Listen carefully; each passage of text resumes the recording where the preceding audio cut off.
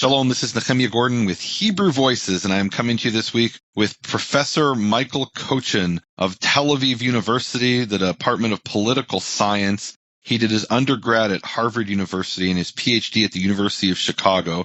And today we're going to be speaking about the cornerstone of American Jewish history. Shalom, Professor Kochin. Hi, Nehemia. We'll be talking today about this letter written by a Jew named Jonas Phillips, who wrote to the Constitutional Convention as they were formulating the Constitution of the United States. So what was the issue here, Michael? Why is it that he wrote this letter? And then I'll read a little bit of the letter. So what bothers Jonas Phillips is something they have in Pennsylvania and the other states, except New York. They have religious tests for office that prohibit Jews from taking office under the state government. Now, they don't actually say Jews can't participate in government, but the way they word it makes it impossible for a Jew to participate, right? To take office, you have to swear an oath that you believe in the Old and New Testament, which Phillips explains in his letter is something no Jew could swear. Okay, and he's in Pennsylvania, and the convention is in Philadelphia, is that correct? Yeah, he's a Jew from Philadelphia. He's a member of Mikveh Israel, which is today the oldest continuously operating Jewish congregation in the United States. Wow. And by the way, Mikveh Israel, Mikveh Israel, people might think that's the immersion bath of Israel, right? A mikveh, but the word mikveh also means gathering. So it's the gathering of the Israelites is kind of what the name of the synagogue means. Before we read the letter, I want to read from Article 6, Clause 3 or Section 3 of the U.S. Constitution. And it says as follows: the senators and representatives before mentioned and the members of the several legislatures and all executive and judicial officers, both the United States and several states, shall be bound by oath or affirmation. And this is the key part. Anybody who holds public office shall be bound by oath or affirmation to support this Constitution, but no religious test shall ever be required as a qualification to any office or public trust under the United States. And this Clause 3 of Article 6 of the U.S. Constitution is a response to the letter written by Jonas Phillips in 1787. This whole idea that we have religious freedom, and in order to hold public office, we cannot be forced through a religious test, is a response to this letter by Jonas Phillips. It's certainly a response to the kind of concern that he had. And he was an important guy, and it's quite possible that he had other opportunities, social opportunities and so forth, to express his views to the members of the convention.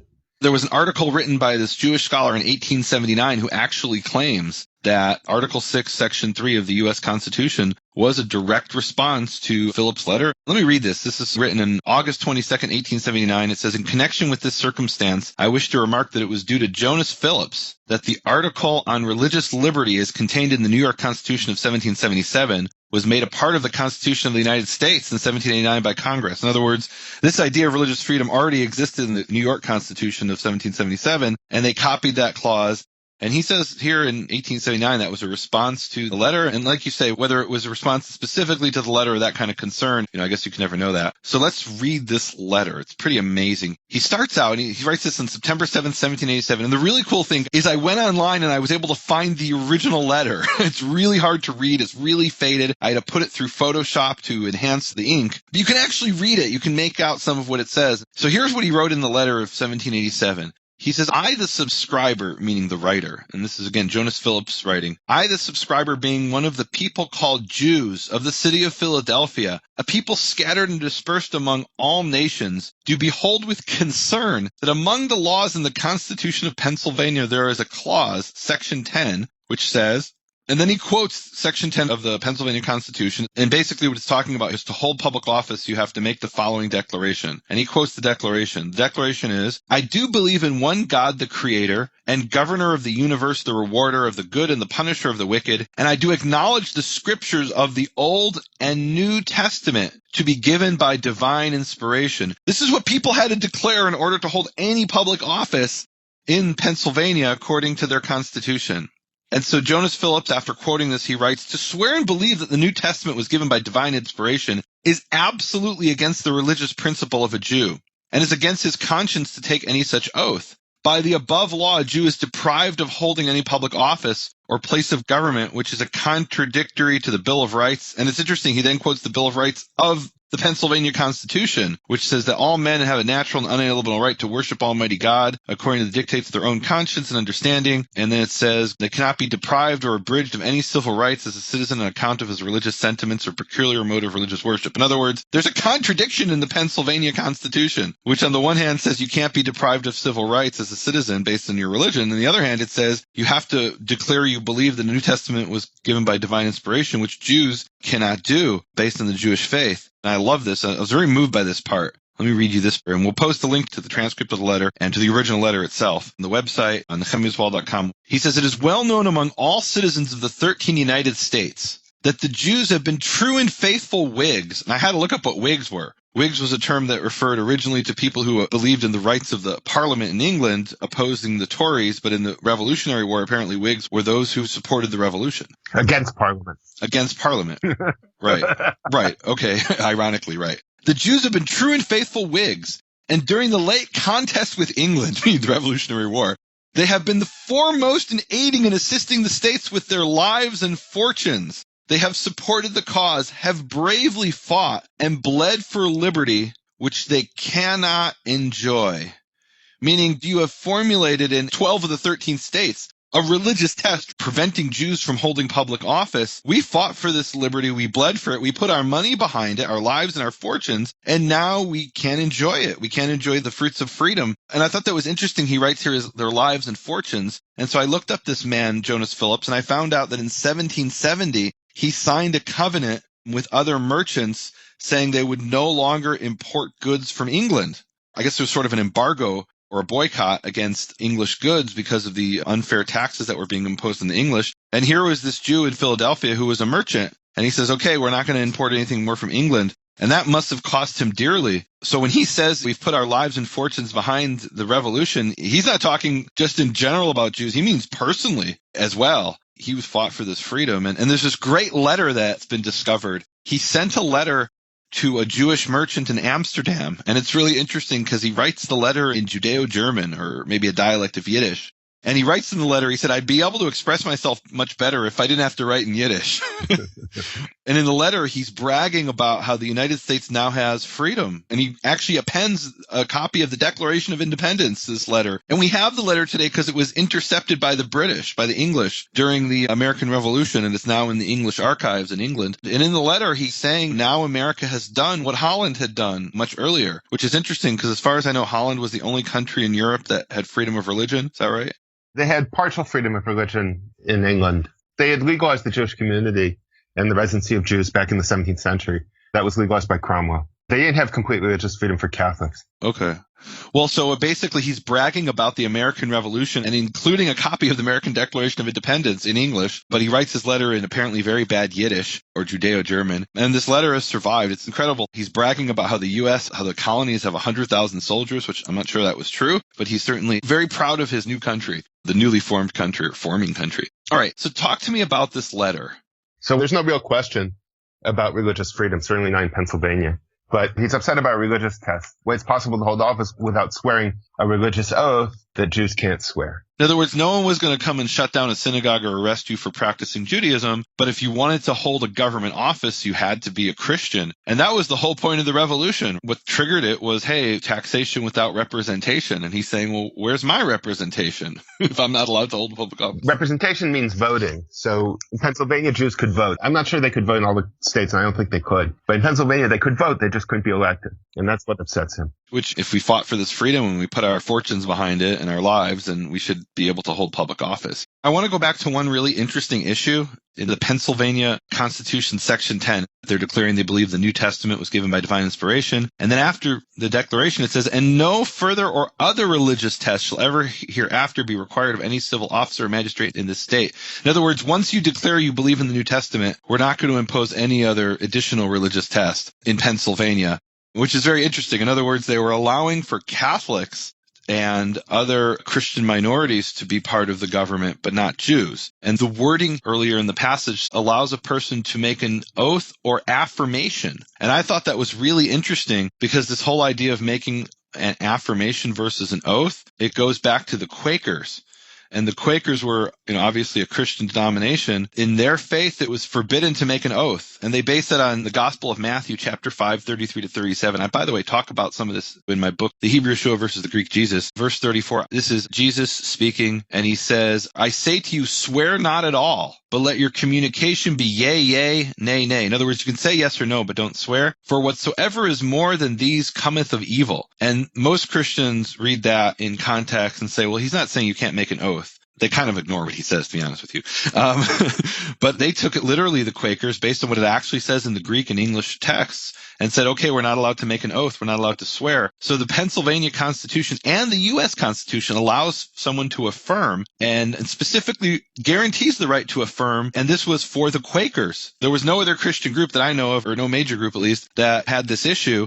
But there's basically a Quaker provision allowing people to affirm. And it's quite interesting because I recently did jury duty here in Texas, and they made us recite this statement, and we're allowed to swear or affirm. So even now in the 21st century, this carries over. And I learned about this years ago. My father of blessed memory, who was a rabbi, but also a lawyer, he once had to testify in court, and they asked him to swear. And he said, Your Honor, it's against my beliefs to swear. I can affirm. And the judge thought he was trying to pull a fast one. And my father had to pull out a U.S. Constitution and say, hey, it's my constitutional right to affirm and not swear. And so I asked my father, well, where's that from? Like, my father wasn't reading the Gospel of Matthew. He was actually getting it from Ecclesiastes chapter 5. Of all places. And it says, verses 3 and 4, when you make a vow to God, do not delay to fulfill it, for he has no pleasure in fools. What you vow, fulfill. It is better not to vow at all than to vow and not fulfill. And my father took this to mean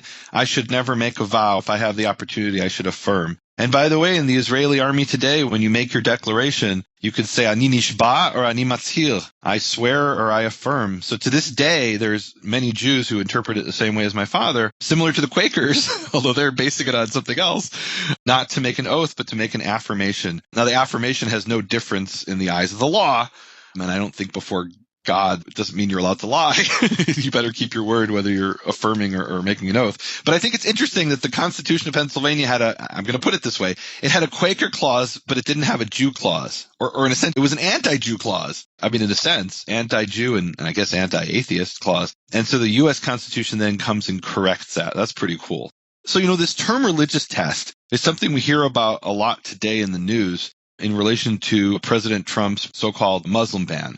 That is an executive order that he issued, and it was shut down by the courts. I mean, were the courts right? Meaning, if you're not allowed to have a religious test, does that apply to President Trump's so-called Muslim ban or travel ban? Well, until these court rulings, there was no law that said that these issues applied to people outside the U.S. So the courts have really done something pretty radical and said that foreigners also, they can get certain rights or privileges from the U.S. government without regard for their religion, and they have some kind of constitutional right to that, which, if it's the law, it's only the law in the last few months, because up until then, there was no such law. Well, and does this concept of a religious test apply to immigration, or is it only for holding public office? So the U.S. has a long history of offering haven to people who are fleeing religious persecution, and there are laws that empower the president to let those people in. So it's a little hard to examine somebody's claim of religious persecution if you can't find out what religion they are. Right. I mean, there are other ways in which religion comes into immigration, but that quantitatively, certainly that's the most important. So actually what you're saying is that there's a law, and you had sent me a link to this, and we'll post it on the website on nehemiaswall.com. But in the U.S. law, not only are they allowed to look at religion as a consideration for accepting refugees, they're required to, aren't they? If someone is claiming religious persecution, yeah. Right. And I actually read the executive order, the original one that President Trump put out, and the only thing it said about religion is that religious minorities would be allowed to get preferential status, and presumably the context there was the Yazidis who were being just like murdered in mass and turned into sex slaves by the Islamic State in Syria and Iraq, or they're particularly in Iraq. And really, I think future generations are going to judge the American leftist establishment for the hundreds of thousands of Christians. I mean, I'd be shocked if the number isn't hundreds of thousands who needlessly died because of this quashing President Trump's executive order. I mean, it really is criminal what they've done. They've shut the door on hundreds of thousands of people who are being murdered for no other reason than that they're Christians and other minorities as well. So to invoke the religious test of holding public office, and in a sense, it's a reverse religious test. Hey, we're not going to keep you out based on your religion. We'll let you in based on your religion if that religion's persecuted from where you're coming from. Am I right about that? Yes, that's what it means in this context. Right. I've been doing some genealogy research recently, and I found my great-grandfather's application for U.S. citizenship. It's called a Petition for Naturalization. And he's actually the man I was named after, Rabbi Nehemia Yaakov Robinson, or Rubinson, they wrote it back then. And this is from 1928. So here he signs in this declaration, he says, I am not a polygamist, nor a believer in the practice of polygamy, Now, whether you agree with polygamy or not, that's not the topic here. But the U.S. government had a ruling that you may not immigrate to the United States and become a citizen if you're either a polygamist or even if you believe in polygamy. Right. I mean, if that's not a religious test, I mean, obviously this was formulated against the early Mormons who later disavowed polygamy, but originally considered it to be a righteous thing. And so this in 1928 is still in the petition for naturalization, the application for U.S. citizenship. So to say that the U.S. never has had a religious test is just not true, meaning this isn't just, okay, we'll let you in if you're persecuted for your beliefs. This is, we won't let you in if you have certain religious beliefs. And I'd like your thoughts on this. But given the reality of the world today, how immigrants to the United States and even people who are coming to visit, how there's not some kind of at least declaration that says, I am not a violent jihadi nor a believer in violent jihad. I don't see how that is not part of the immigration process. That's just criminal. It's criminal to the people who are already here. If one didn't want to actually ban Muslims from coming into the United States, then one would have to work on the wording a little bit, because the Muslim scholars like to talk about defensive versus offensive jihad and so forth. If Muslims are attacked for their religion, then to defend themselves and their religion is also considered jihad. I said violent jihad. And the reason I said violent jihad is some Muslims will tell you, and I think they're sincere, some Muslims will tell you is jihad is the inner struggle against shaitun, which is Satan, to keep Allah's commandments or whatever. You know what? That's some doctrine I have no interest in whatsoever. We're not talking about the inner struggle of jihad. We're talking about violent jihad. That's a term that they use. That's one of the 5 pillars of Islam is jihad. If they take that jihad to be violent jihad, I don't want them in my country. Let them go to their countries. And the ones who don't believe in violent jihad, okay, hey, I'm not even talking about those people. No, the question is whether you should expect Muslims to be Quakers and not be allowed to use force to stand up for themselves when they're attacked by people who don't like Muslims. There are places in the world where Muslims are persecuted. In Burma, for example, there was just this attack in London. Now, there's a lot of violence by Muslims and there's some violence against Muslims. So it's very tricky to figure out how to write these things down.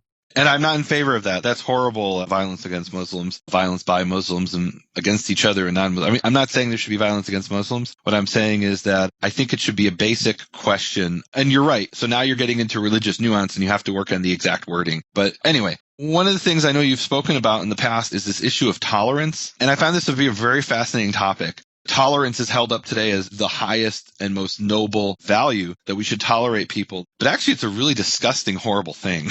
Can you tell us about why tolerance is such an evil thing? Well, tolerance means that there's something bad or at least unpleasant or distasteful about what somebody's doing or something you don't like about it. I happen to like reggae music. If somebody doesn't like reggae music, then I don't just tolerate that difference. I'm happy for them to listen to whatever kind of music they like, and they should just let me listen to whatever kind of music I like. That's not tolerance.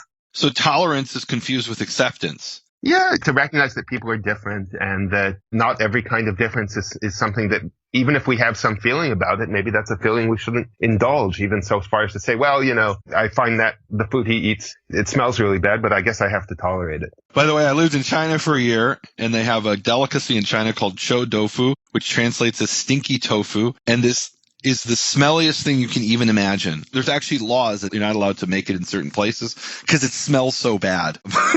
So I hear what you're saying, but there is an ancient Jewish adage, al tam v'reach ein hitvakeach. One may not argue concerning smell and taste. And the point there is that those are inherently subjective. Now, I don't believe religion's subjective. I believe there is a true faith that the creator of the universe taught to mankind. But I also believe that in this day of exile, that it's really not my place. As long as somebody's not harming somebody else, I don't need to get involved in what his beliefs are. So here's why I think the idea of tolerance is really evil. Because when I hear that term, what I think of is the Roman debate concerning the Jews. We're talking like in the 4th and 5th century. So the Romans had basically made Christianity the official religion of the Roman Empire. And then they have this decision, hey, we have the political power to either kill all the Jews or force them to convert, or at least offer them conversion or death, or exile them. And they came to the conclusion that they would tolerate the Jews. And what does toleration mean in that concept? It means we really can't stand the Jews, but we'll allow them to exist. And that became the policy. Jews were tolerated. And there were places Jews weren't tolerated. Like, for example, they were banned from England, I think, in like the 12th century. And as you said, they were brought back by Cromwell in the 17th century. But most places Jews were tolerated. And what that meant is Jews had to pay extra taxes. There were humiliating laws that they had to live under. You know, they had to wear literally funny hats. I mean, it sounds so immature and ridiculous. But literally, they made Jews wear funny-looking hats to humiliate them. And in Muslim countries, they had the jizya, the Jew tax. The Jews were under a special tax, as were Christians. So tolerance is actually a way of saying, I can't stand someone, I hate them, but I'm going to allow them to exist. And in order to allow them to exist, I'm going to probably treat them in a bad way. And one of the things that you've shared is that the U.S. is a new page in history. It wasn't that the Jews were tolerated. The Jews were actually accepted. And there's a famous letter that George Washington sent to the Hebrew congregation in Newport, Rhode Island from 18th August, 1790. And how that is a new page. It's no longer tolerance. It's acceptance as full citizens. Tell us about that letter. When Washington becomes president, he goes on a tour of the United States. But in his first tour, he doesn't go to Rhode Island because Rhode Island was the last state to ratify the Constitution, and they weren't actually part of the United States when Washington became president. And you had told me before that Rhode Island was considered like a foreign country, basically. Right. So Rhode Island was sort of dragging its feet on ratifying until the United States made clear that they were going to treat Rhode Island as a foreign country, especially for tariff purposes. And at that point, the Rhode Islanders gave up and ratified the Constitution. Oh, wow. But until then, he didn't go. He only visited the states that were in, and he didn't visit Rhode Island, which was out. So then after Rhode Island ratified, he went to Rhode Island and he met with all kinds of groups and went all kinds of places in Rhode Island. And one of the places he went to was to the synagogue in Newport, Rhode Island. Yeah. So this is a thank you note for the reception that he received from them while he was there in Rhode Island. And he says in this letter, this is the passage that I think is really most amazing. The citizens of the United States of America have a right to applaud themselves for having given to mankind examples of an enlarged and liberal policy, a policy worthy of imitation. All possess liberty of conscience and immunities of citizenship. It is now no more that toleration is spoken of as if it was by the indulgence of one class of people that another enjoyed the exercise of their inherent natural rights. For happily, the government of the United States, which gives to bigotry no sanction, to persecution no assistance, requires only that they who live under its protection should demean themselves as good citizens in giving it on all occasions their effectual support. Tell us what that means in plain English. Plain English? Well, I think it's actually pretty plain English for 1790. But what he's saying is that Jews are citizens. It's the first time in the history of the world that a Gentile ruler addressed Jews as citizens. And I think this is the key passage for me. It is now no more that toleration is spoken of, as if it were by the indulgence of one class of people that another enjoyed the exercise of their inherent natural rights. In other words, it's not that, hey, we Christians, we're tolerating you Jews and allowing you to live in our country. You are citizens, and as long as you pay your taxes and are loyal to the government and support the government, you're full citizens just like everybody else, equal before the law. And that really is the power of the American enterprise. What's really special in world history, it's not that, Jews are allowed to be in the country too. No, Jews were citizens and had the same rights as anybody else. I mean, what a powerful thing. You did a teaching on this, and you call it the cornerstone of American Jewish history. Explain that a little bit. Well, this document, all pretty early on in the history of the United States, sort of sets the tone for both the attitude of the United States toward Jews and the attitude of Jews toward the United States. That, as you said, Jews are citizens, just like any other group of citizens, and the expectations from them are precisely the expectations from any other citizens, that they should pay their taxes and obey the laws and support the government. And I want you to reiterate that. I just want to emphasize that. So you're telling me in all of world history, there had never been a Gentile ruler that comes to mind that turned to the Jews just like any other citizens, or at least that we haven't addressed from. So there's a little technicality, which is citizens means people who live in a republic who are full members and have full political rights of the republic. Okay, so for example, in China there were Jews, and the Jews had the same status probably as the peasants, which basically meant they had no rights. No, there were Jewish mandarins. The Jews were the same as everybody else because the government really wasn't all that interested in any religion that didn't interfere with government. But China was an empire. It was a monarchy. People's rights depended on what their official status was. But the whole concept of citizenship wasn't one that was at all relevant. But in the republics of Europe, places like Venice and so forth, the citizens all had to be Christians. And pretty much everywhere, Christians of a certain sort. In Venice, they had to be Catholics. In Hamburg, they had to be Protestants. So if a Jew was born in Venice and his great-great-great-great-grandfather was born in Venice, but because he was a Jew, he wasn't a citizen of the republic, is what you're telling me. Nope. And Wow. Shakespeare lays this out pretty clearly in Merchant of Venice, right? Shylock is a Jew from Venice. But the merchant, the Venetians, the citizens, they're all Christians. So literally, I could show up in Venice as a Catholic, get citizenship, and I have more rights in standing before the law than a Jew who's lived there for 1,000 years since the time of the Roman Empire. Yeah. And that made sense to people in Europe. And so here is a departure from that because you are a citizen of the Republic, that it doesn't matter what religion you are. And so I love this progression. So we have the letter of 1787 saying, hey, wait a minute. We fought for freedom. Why are we not allowed to hold public office? And then we have Article 6 of Clause 3 of the Constitution, basically says no religious test. And then we have this letter in 1790 that says, hey, you're citizens. And it's not that we're tolerating you and that, hey, we're allowing you to exist, gritting our teeth saying, we'll allow those Jews the indulgence of one class of people against another or for another, but that you are citizens just like anybody else. That's pretty cool. That's something really special about the United States. Right. And as he said, this is something that is an example for mankind. And I think it's been imitated now in probably other countries. But like, for example, in the United Kingdom, in England, it's still officially a Christian country, right? Isn't it? I mean, by law. Yeah. By law, it's a Christian country, and the Queen has to protect the Christian faith. And I think it's still true, probably. The heir to the throne can't be married to a Catholic. Wow. And in Sweden and Norway, there's an official religion. The king has to be a Lutheran. So it's not completely gone now, even in democratic countries. Right. So not everybody just so quickly accepted this. Right. No. So the thing's a little complicated because the no religious test clause only applies to the federal government. It doesn't apply to state governments. 12 of the 13 state governments had religious tests, all of them except New York, and they continued to have them for many years. For example, Texas, where I currently am, Article 1, Section 4 of the Texas Constitution says religious tests. It says no religious test shall ever be required as an office or public trust in this state, nor shall anyone be excluded from holding office on account of his religious sentiments, provided he acknowledge the existence of a supreme being. In other words, according to the Texas Constitution, if you're an atheist, you can't hold public office. A Jew, a Christian, I don't know, maybe a Buddhist and a Hindu could, but not an atheist. And that's today. That's still in there. Right. So the U.S. Constitution, they added after the Civil War, the Civil Rights Amendments, 13, 14, and 15. And those were interpreted in 1961 by the Supreme Court to prohibit the states from applying religious tests. And in the case of Texas, prohibiting atheists from holding office. But certainly the original Constitution was never interpreted that way. And the states continued to apply their own religious tests until they got rid of them. So Texas didn't get rid of it. So is this something that's enforced today? I mean, I know it's not. It's not. No. This 1961 Supreme Court case would prohibit the state of Texas from actually excluding atheists from office. There was recently a thing with Bernie Sanders where Trump appointed some guy and Sanders started interrogating the guy about what his beliefs are regarding salvation and who he thinks is going to hell. And so a lot of people point out this is exactly what the U.S. Constitution was intended to prohibit. You can't ask somebody if they're a Christian. You can't ask somebody not to be a Christian in order to hold office under the United States. And this was in a Senate confirmation hearing? Yes. So the atheist man of Jewish descent, Bernie Sanders, was imposing a religious test? He was trying, yeah. Unbelievable. I didn't know that. That's really shocking. And by the way, you had another thing that you had quoted, that one of the ways of dealing with Jews by the anti-Semites was to say, well, they're not human beings.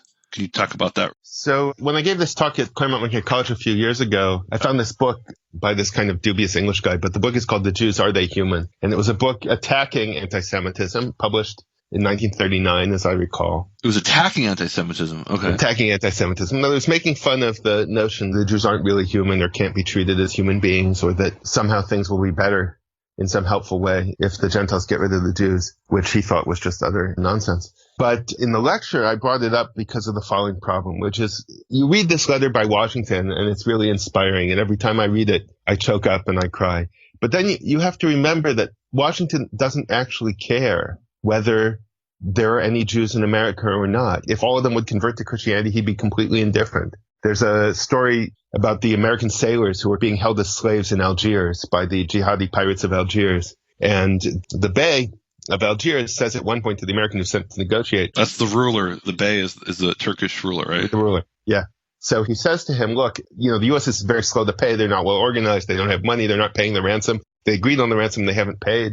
And the Bey is kind of impatient with this, right? And he says at one point to the American representative, look, if you don't pay, these guys are all going to convert to Islam because if they're Muslim slaves, then they're going to be treated better than if they're Christian slaves. And the American representative says he doesn't care if they can all go convert to Islam. That has nothing to do with him. That's not the issue. The U.S. doesn't care. So it's not that the U.S. wants there to be Jews or doesn't want there to be Jews or wants there to be Christians or doesn't want there to be Christians or wants there to be Muslims or doesn't want there to be Muslims. It's really indifferent. And people have to make their own choices and they have to live their own lives, which in America has given a lot of Jews and a lot of Christians the opportunity to throw away the faith that they were brought up in and to live without religion or to live under a different religion. As Washington says, as long as they pay their taxes, obey the government, and give it all lawful support, the government really is completely indifferent to that. Now, if you're a Jew, you're not indifferent to the survival of Judaism. If you're a Christian, you're not indifferent to the survival of Christianity. And so this letter, which is really impressive, it's a world historical document. And you're talking about the George Washington letter to the synagogue in Rhode Island. The Washington letter, yeah. Or the provision of the Constitution, which is eloquent in its own way. These things, from the point of view of traditional religious life, there's a lot that's really scary here. Scary? Yeah. In other words, can I put it differently? That Jews thrive in persecution? It does seem that, and that was the point of the author of that book, whose name has suddenly escaped my mind. Unless you kill all the Jews, persecuting the Jews is probably not going to be the way to convince them to stop being Jewish. So you're saying, well, so Jews obviously don't survive being murdered, but a certain mild level of persecution actually causes traditional Jewish communities to thrive, is what you're saying. That seems to be the lesson of history. That sounds like a whole other topic we need to explore. Yes. But freedom gives people tremendous opportunities, and that kind of freedom was generally rejected by traditional societies, both Jewish and Gentile. And they had their reasons. So it's worth remembering that. So traditional Jewish and Christian societies didn't want the freedom, is what you're saying? No, they didn't give the freedom to their own members. They didn't give it to other people. In other words, if you were a Christian heretic in the 1400s, you were burned at the stake. So there was persecution of Jews, and there were laws against them having certain professions and to humiliate them. But the Gentile Christians weren't free citizens under the law either. Or they were, but freedom didn't mean religious freedom. Okay. It wasn't freedom in the sense that we would consider it today, let's put it, in the United States or in the Western. Maybe it was more like North Korean freedom. I wouldn't go that far, but if your neighbor worships idols, God's going to look at that. The book of Deuteronomy has something to say about that. Yeah, but we don't implement that today. I don't want to go too far down this rabbit hole, but people make the argument, well, wait a minute. So Muslim jihadis, they're no different than the Jews and the Christians, because in the Old Testament, the Tanakh, it talks about waging religious wars and all kinds of things like this. Yeah, but nobody actually implements that today. That's deferred to the time of the King Messiah who will work those things out. At least that's my perspective. In today's world, I want the government staying out of my personal business and my religion and my faith, and I'm going to stay out of other people's personal religions and faith and things as well. Theoretically, the people who say this are right in a sense that you could create an ISIS-like state under the Torah. But nobody today in Judaism is even thinking in those terms, I don't think. Maybe they're fantasizing about that, some people in the ultra-Orthodox world, but nobody's seriously going to do that, whereas it actually exists today in the Islamic world. It's not a hypothetical thing. And I think that's a fundamental difference. If your conception of religion makes religious freedom fundamental, then it's a fundamental difference. And you and I are Americans, and this is the kind of understanding of religion that we were brought up with. Yeah. Well, I mean, it reminds me of the Essenes who, when Josephus describes them, he describes them as these extreme pacifists. And one of the first 7 scrolls that was discovered was called Milchemet B'nai Or V'B'nai Choshech, the War of the Sons of Light against the Sons of Darkness, in which they describe their battle formations and the weapons, and they're going to write on their different spears and swords. And, well, wait a minute, what's going on here? Well, that's an eschatological war. That's not something anyone is attempting to carry out today. And that, from my perspective, is the fundamental difference between the way Jews understand the Torah today, and it doesn't matter what denomination you're part of, even the most extreme ultra-Orthodox Jew is not in any active way attempting to set up the death penalty for adulterers, right? No one's thinking in those terms, whereas in Saudi Arabia, that's actually a weekly event. You go and you see people's hands get cut off and things like that. People are executed for things that, certainly in the way I look at it, I say, I don't need to know about what you're doing. I don't want to know about it. It's got nothing to do with me. Government should stay out of my personal business, and it should stay out of yours. That's how I look at it. And God will sort those things out. And I just view that as a fundamental difference. Look, we're putting this episode out for July 4th, although people will be listening to it for years to come. And just my personal feeling is that the United States really has created this wonderful thing in world history. It became a haven for the Jews. Millions of Jews were not killed in the Holocaust because they found refuge in the United States. I think because of this letter by Jonas Phillips and things like that the people responded to and said, okay, you know what? These people were on our side. They're no different than us. They might believe differently. They might have a different synagogue or a different church, but they're citizens. And if we believe what we say, that all men are created equal, and okay, there were some issues that had to be worked out with slavery, obviously. But the beginning of that was to say everyone is a citizen before the law, every human being. Yes. There's a basic message about religious freedom here that's really important. I think in some ways the sort of Bernie Sanders attitude or what's come out of the gay marriage legalization in the U.S. Now the question is whether traditional religious belief, biblical belief, Christian belief Orthodox Jewish belief are going to be tolerated, and to what extent? Those are really the political questions. So whereas Washington could say it's some time since people have ceased to speak of toleration, now the whole question regarding religion, the religion of the majority, biblical religion, is a question of toleration. What's the room for people who believe in the Bible? Are they going to be able to educate their children, to bring up their children the way they think they ought to be brought up in terms of the biblical imperatives? And will the government, will the powers that be in society tolerate that? Or to what extent will they repress that? That's really the politics of religion today in America. Those are the main issues. You have a case like this farmer, I think in Wisconsin, and they said because he won't allow gay weddings on his farm, he has a farm which he rents out for weddings. He won't rent them out for gay weddings. So they're not going to let him sell his produce in the city farmer's market because he's a bad person. So now there's a religious test for occupation. Do you subscribe to the currently fashionable beliefs? And if you don't, then the government feels free to deprive you of a livelihood. So that's where we are in terms of the politics of these things right now in the United States. And it's kind of dispiriting when you compare it to what Washington said in 1790. Wow, that's a really interesting analogy. In other words, what Jonas Phillips writes in his letter is basically, theoretically, I could say the words, I declare the divinity of the New Testament, but that would be against my religious faith. It excludes me based on my conscience. And what you're saying here today is the man who says, I don't want to have a gay wedding, which is viewed certainly from a Christian perspective and a Jewish perspective as a religious act, a religious ceremony, any wedding. I don't want that kind of religious ceremony on my property. So he's now deprived of his livelihood. And, when they say life, liberty, and the pursuit of happiness, my understanding is that the pursuit of happiness, it's a capitalist statement, meaning originally I think it was the pursuit of property, right? Wealth, Locke says. Life, liberty, pursuit of wealth. Oh, life, liberty, and the pursuit of wealth. Okay.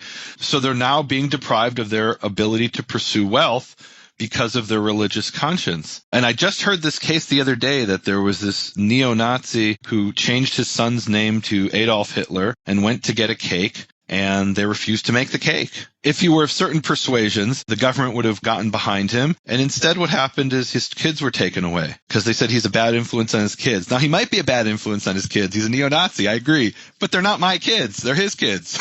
Right. So, you have to draw these lines. But until 2015, people tried to draw these lines in such a way that everybody was treated equally and that people were free to live their religious lives as far as possible, and if they didn't do any physical harm to anybody else. And that's no longer the way people look at things. Wow. In the United States, it's no longer the way the law or the government look at things. And so I found that dispiriting. Wow. Well, and to paraphrase what the Lutheran pastor in World War II said, first they came for the communists, and I got to say, first they came for the evangelical Christians, and then they came for the neo-Nazi. We know it always ends with the Jews. I'm no fan of the neo-Nazis, but I know where this ends. This doesn't end well for us. There's a lot to think about, but this really is a beautiful letter written by Jonas Phillips, and then what I see as the response in a way of the Constitution, and then ultimately by George Washington. It's a beautiful gift to mankind. So thank you very much. Shalom, and happy 4th of July, Independence Day to everyone. Shalom. Shalom.